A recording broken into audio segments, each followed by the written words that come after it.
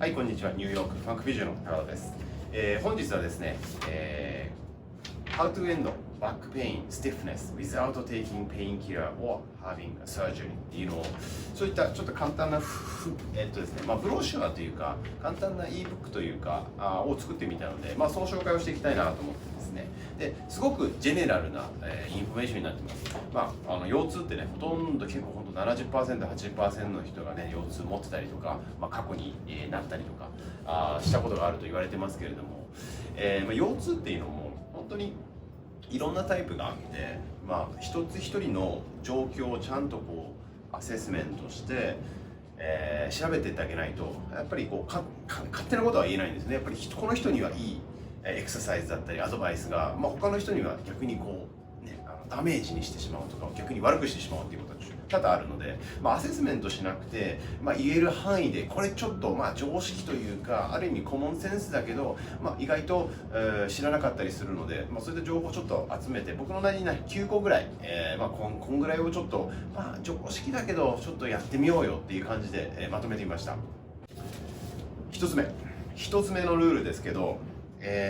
座る時間を少なくしよう、30分以上続けて座らないようにしようというのが一つ目のルールです。当たり前だよねっていう感じなんですけど、今のやっぱ現代社会で皆さん座るんですよね。やっぱりもう小学校、もしかしたらもっと前からね、もう座ることをなんていうんですか、義務付けられてるというか、そういうのでもうずっと座り社会になって、人間の体ってもともとそのなんていうんですかね、こう進化してきた過程でずっと座りっぱなしのもので、進化してきてるわけじゃないんですよね。やっぱこの21世紀になって、コンピューターだったりとか産業革命だったりでやっぱりこう座るようになってからやっぱ座る生活がなってきたんですけど、もともとの体の進化ってそこじゃないんですよね。なので座ることに対して人間の体っていうのは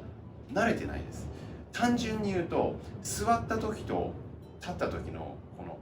ディスクですね、 L4 のディスクにかかる、腰にかかる負担っていうのは 10% 座った方が高いんです。でそれもさらにその状態で前かがみになったりするとそれがもう何十パーセント増しになるわけですね。もともと座ること自体だけで、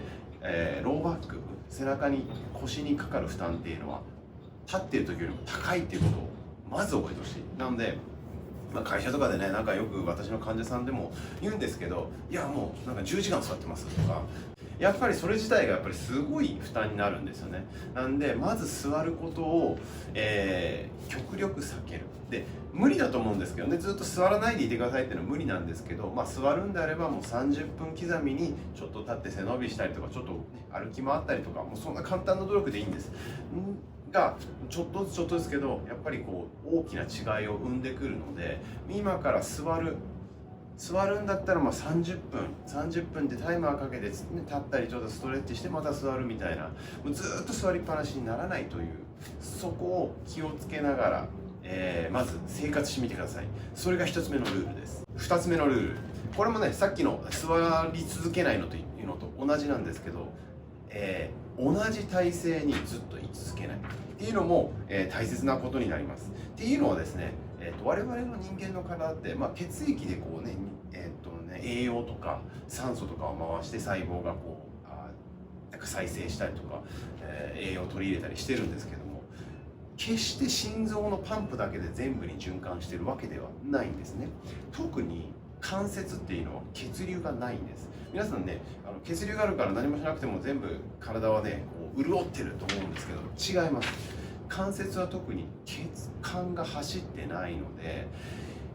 関節、例えばね、カートリッジとか軟骨とかよく言うじゃないか、軟骨がすり減っちゃってねなんてね、関節になってとか言うんですけど、軟骨ってもともと血管が走ってないので、何もしないと栄養とか水分とか酸素を得ることができないんです。じゃあどうやって得てるか、動きなんですね。やっぱ関節の中のその関節包っていう、キャプセルの中にいろいろ液体が入ったりするんで、そんな液体を動かすことによって酸素とか栄養とかを取り入れてるわけなんですよね。なんで動かないと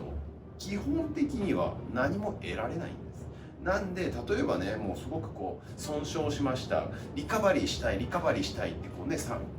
カートリッジとか軟骨の細胞が言ってても栄養も来ないし酸素も来ない、じゃあ無理ですよねっていうことになっちゃうんですよね。だから動きっていうのはすごく大切なんです。でさっきも言ったんですけど、人間って進化の過程でやっぱりこう常に動きながら進化してきてるんですよね。もうずっとね、何もしないでじっとしてますっていうのを、特化して進化してきたわけではないです。やっぱり動いたりとかね、なんかこう動物を追っかけたりだとか、なんか農作をしたりだとか、まあいろいろこう手で動かしたりとか、こうそういうことをしながらずっとこう進化してきてるわけなんですね。だから動くっていうのも大前提としてやっぱりあるんですよね。なんで動かないってやっぱ良くないです。立ちっぱなしでずっと立ってるとやっぱりね、これもさっきと同じなんですけど、30分以上なんかずっと立ってるとやっぱり腰とか重くなってきたりしません？やっぱりね、動かないとさっき言ったように循環しないですし、ずっと同じプレッシャーが同じ関節の同じ軟骨にずっとかかっちゃうんで、どうしても硬くなっちゃうし、すり減っちゃうしなっちゃうんですよね。なんでできるだけ動く、立ちっぱなし、寝っぱなしもそうです。やっぱりね、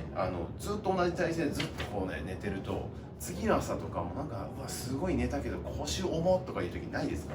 まさしくその通りなんですね。子供なんていうのは面白いので、子供が寝てる時見てると、私もね5歳と今8歳の子供いますけれど、すんごい動き回ります。もう寝相を割るっていう感じでもやっぱりあれって普通なんですよね。やっぱり動くことによってそういったこう関節を動かしたりとか筋肉を動かしたりっていうのをもう無意識のうちに寝てる時にやってるんです。でもね、大人になってくるとなんか知らないけど、でも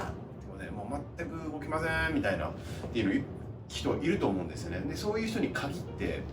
次の日よーく寝た、10時間も寝たけど腰重いよねとか肩痛いよねとか首痛みたいなのないですか？結局動いてないからなんで、やっぱ動くっていうことは大切です。で、起きてる時は少なくともやっぱ30分以上同じ体勢ずっといないでください。座ってたりとか立ってたりとか、いろんな体勢があると思うんですよね。横でね、なんかこうテレビ見続けたりとか、そういうのを極力避ける。やっぱ常に動いてる方が関節とかには、健康的なんだよっていうのをナンバーワンじゃない、ナンバー2の、ルールです。覚えておいてください。ルールナンバー3、うつ伏せで寝ないです。うつ伏せで寝る人って結構いるんですけど、なんですかね、なんか昔ちょっと僕が小さい頃なんかね、うつ伏せで寝るとなんかちょっと肺が強くなるとかなんかね、そういう神話があったんですけど、関係ないです。で、うつ伏せで寝るっていうことは何かしら絶対こう真下には見てね寝れないじゃないですか。もうこけこんなになっちゃいますよね。真っ暗にドンと置いて寝てたら。なんで絶対首は絶対どっちかに回さないといけない。首を回すってことは全部スパイン、背骨ってつながってるんで、首を、90度回すってことはその下のスパインもやっぱりなんだかんだでこうねじれてるわけですよね。だからねじれを起こすってことはやっぱりこう関節片っぽが広がって片っぽがこう右と左があるとしたら、やっぱりこうぐーっと回しちゃうとどっちかが開いたりはしてたり、どっちかがこう詰まったりはした状況に陥るわけですよね。なんで、その状況でずーっと長時間寝ちゃってるわけじゃないですか。そうするとやっぱり関節のプレッシャーとかぐーっと圧迫が続くんで、やっぱり硬くなったりとかソアになったりしますよね。でうつ伏せってやっぱり動きづらいんで、あまりうつ伏せでこう寝返りを打つ人っていないんで、さっきの話になるんですけど、同じ体勢にずっといっちゃうんですよね。それも良くない。でほとんどの人がうつ伏せになると今度腰をぐっと反っちゃうんですよね。で腰を反った状態っていうのはやっぱりこの関節のファセットっていう後ろのね関節があるんですけど、そこをグッと詰めちゃうんで、そうするとねやっぱそこの圧迫をずっと寝てる間にしてる。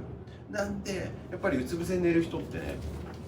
腰痛持ちが多いんですね。でそれもなんかいきなり起きて